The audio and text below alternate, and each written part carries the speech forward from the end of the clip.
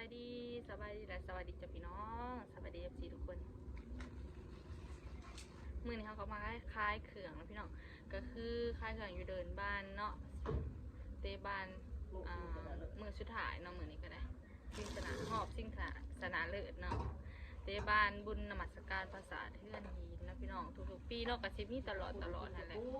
เดี๋ยวเราก็สิมาเก็บภาพบรรยากาศให้พี่น้อง FC เบิ่งนำกันเนาะซาวแคทก็มาคล้ายเขื่องกับแม่แล้วก็น้องๆเนาะเดี๋ยวสิถ่ายให้เบิ่งตะมอนใส่เงินคล้ายเขื่องจ้ะพี่น้องเดี๋ยวเราสิมาเบิ่งสินค้ามากินเนี่ยเรื่องของเขาเมนูก็กินกับปุ้นน้ำยาตีนไก่นะพี่น้องเห็ดเองแซ่บเองหนักเลงพอเป็นว่าแซ่บแท้เลยแล้วก็น้ำเย็นๆมากินในน้ำเปล่าก็ได้ว่าน้ำตก10 บาทคนลายเลยเนาะพี่น้องมือสุดท้ายหอบซิงสนาเลิศทีมน้องทีมน้องแดงกับน้องสกายเนาะเมื่อสองคนทั้งสองบาทได้นี่เนาะ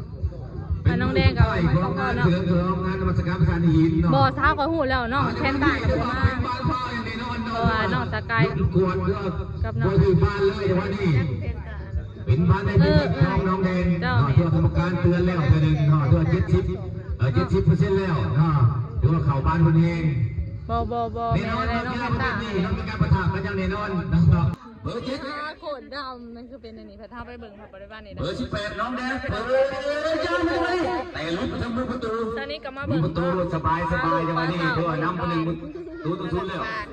มาเสียบานเวลาทำการแข่งขันด้วยคนกันไล่ครบเวลาแล้วด้วยทำอาจารย์ถอดใส่ให้สัญญาณมาถึงเวลา2 นาทีการขอบคุณใจตัวหนึ่งเนาะสำหรับตอนนี้มาเชียร์มือว่าเจ้านี่มาเชียร์มือว่าเจ้านี่เนาะให้อุปถัมภ์ความสู้ทั้งสุดที่ขอบสนามเนาะที่ว่าได้ใส่ทั้งการตัดสินอยู่ในปัจจุบันนี้เนาะทำอาจารย์ถอดใส่เนาะแล้วก็ทั้งบุคคลได้ใส่ปัจจุบันนี้เนาะกับขอบคุณใจน้ำเวลาเนาะทั้งเจเจมี่เจ๊ใหญ่ใจดีเนาะทำโดนลูกไม้เฮาต้องการยังกับติดต่อกับพันธุ์ได้เนาะทางด้านประกอบว่าจะเป็นประตูเงินคำโอ้ยจัดให้เนาะสำหรับเจ๊มายามองไว้นะเซนันกับโออยู่ฮักกะลงวันนี้ผู้สาวหลายทางสนามเขินอยู่บนไอ้ผู้สาวได้บนเก่าลองอะไรเนาะโน้ตคนมาไปแล้วไรนะไอ้อยากเอาทางอยู่เส้นยันพี่น้องดูเดือดเนาะเดือดแฮพี่น้องของหลังคือว่าเอาเปิดไฟไปก่อน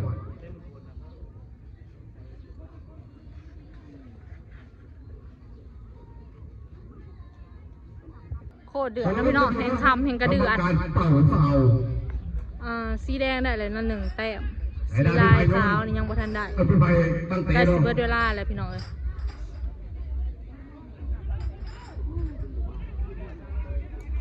ถือว่าทนเวลา4 นาทีเนาะสำหรับการแข่งขัน4 นาทีอย่าเด้อดีๆเด้อ4 นาทีนะโอ้ไปกันไปอ่านอากาศทีมนึงไอ้ได้หัวกระโดดมาโยนขึ้นมาอ่านอากาศใส่ยีรันไปหัวขึ้นมาต้องปีกใช่ปีกหัวเลยไอ้ยูเซียนปอกเสร็จมาเข้าทางใส่ยีรันนะก็ไม่เอาใส่ยีรันไปเดือดขนาดเลยออกแข่งขาวกันมาดึงผมไปยังออกไปทางวิเชียนแข่งน้อยใหญ่ขึ้นเมื่อแล้ววันนี้ไม้เตะก็ต้องใช่แต่ว่าโคตรจุดเดือดเลยพี่น้องไอ้นั่นเนี่ยมาครับคุณเข้ามากลาง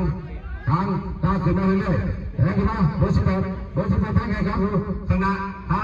แล้วมาครับคุณมาทำไมเรื่อยแข่งการตัวไปทำไมไปยังทำไมของหลังของไอ้ดาวโอ้ยไปแล้วทันเขตไทยวน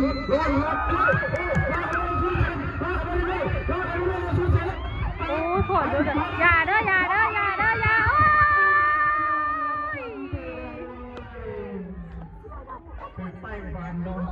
เนาะเจ้าเบิ่งเงินเจ้าของเจ้าของทีมนะบ่อยู่นางบ่ติดเลยเจ้าของทีม เสื้อสีดำนะพี่น้องนะ มันถึง นั่ง ใต้ รถ บ้า ติ น ด เล เลย ย เนาะระยะอยู่ในเส้น ก็โคตรดูเดือดแห้ง เนาะ เนาะ เราเขาผมพอดีแต่มันถึงใต้บ้านไปกับเผาพังขึ้นกันนอนยันหมูเขามาส่วน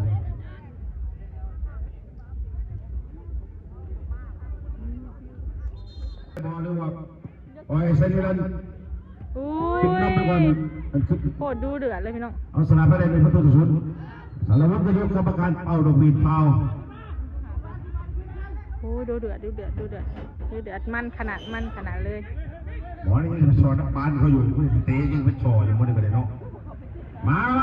ไปลงมาหมูออกมาออกทางสนามไอ้ดาโยขึ้นไปเต็มที่แล้วไอ้ออกมาลูกคนเนอร์ไอ้ดาเป็นฝ่ายเปิด ก็อย่าเด้ออย่าว่าเด้อสิเข่า จากมุมซ้ายของทางเซนี อย่าเข่าเด้อคันเข่านี่เสมอเลยนี่อย่าเข่าเด้อซาดูเนาะพี่เขาเสียสีแดงเนาะพี่น้องผู้ภาคก็แบบว่านางบติดเลยผู้ภาคเนาะพี่น้องดูเดือดแห้งเลยบ่อยากว่าเลยความหมุนของมันใครมีโอกาสมาเที่ยวมาชมนะพี่น้องเด้อบุญนวัตการเดือน4เพลงเนาะอยู่ทางฝั่งลาวบ้านเจ้าแก่นเนาะ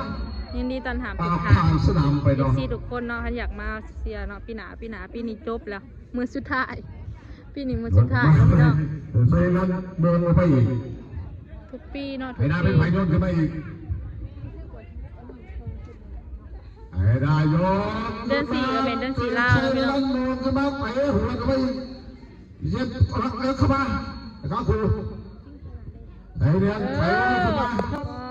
พี่น้อง ไปเวลาเดินขึ้นมาเดินเส้นที่ไปเวลาเดินที่แปดขึ้นมาแล้วลูกสาม กรรมการพี่น้องพี่น้องกรรมการก็ถามเลยเนาะพี่น้องผู้ส้มยังติดขอบสนานเนาะทุกคนผู้ส้มยังติดขอบสนานอย่างแน่นนะกลางก็ยังแน่นนะเนาะก็ยังแน่นนะแห้งเนาะปีนเท่ากันยังอยู่35 บาทและลูกชิ้นก็ยังเหลือ35 บาทว่าของคือเบิร์ดแหน่นะพี่น้องจะได้เอามาตื่มนะเมื่อกี้เนี่ยแบบน้ำเป๊ปซี่กับเบิร์ดช่องล่างนะพี่น้องทางเสียบ้านเนาะทางคลายเครื่องแบบหมวนมันเลยได้ไหมแม่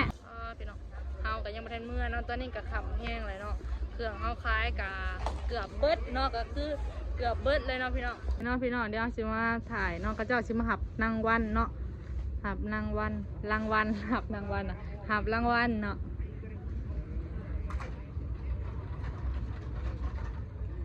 ทีมที่ชนะก็คือทีมนี้สีแดงนี่เนาะพี่น้องเนาะมาแบบว่าที่ก่อนก็จะได้ที่2เนาะปีนี้ได้ที่1มากกว่าแชมป์เลยทีมชานิรันดร์การค่ะ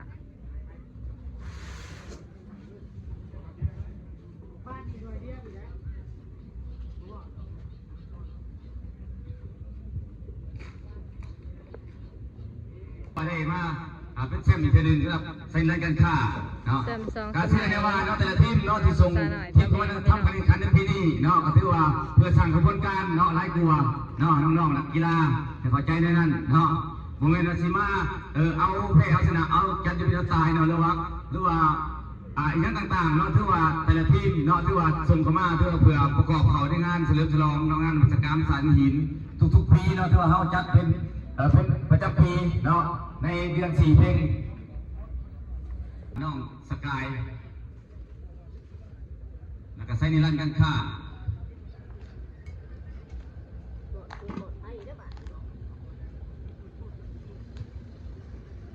รับรางวัลนะพี่น้องรับรางวัลผู้ที่ชนะประจำปี2026บุญเฉลิมฉลองบุญมาจากการภาษาเดนทีนะพี่น้องได้ไปเลยเนาะผู้ชนะคือทีมสีแดง ตบมือเป็นบาทน้องนักกีฬาเนาะ โต๊ะแมงที่ท่าโต๊ะมือ เขาจะมอบรางวัลที่3ก่อนเนาะมอบรางวัลที่3กันที่2กันที่1เนาะการรางวัลแล้วก็เงินรางวัลเตรียมพร้อม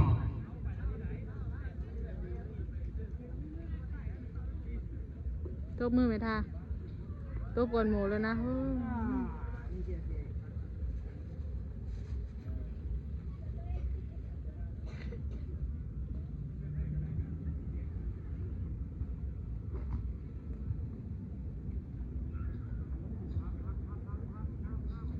ถือว่าให้เกียรติมอบรางวัลเนาะมอบที่3ก่อนเนาะอเมนทานสีทามาเลยทองคณะประจำเมืองประธานเนี่ยเราเนาะพี่เกียรติให้เชิญตบมือขึ้นบาท ตัวมาสิท่า ตบขึ้นบาท เมนูกระตบเนาะหลุดรางวัลเนาะกระเจ้า มอบที่3ก่อนไหนที่3เป็นได้แก่ทีมน้องสกายน้องจากปากซองซิตี้เนาะถือว่าได้ครับรางวัลที่3ในปีนี้ปี2016เนาะสำหรับที่2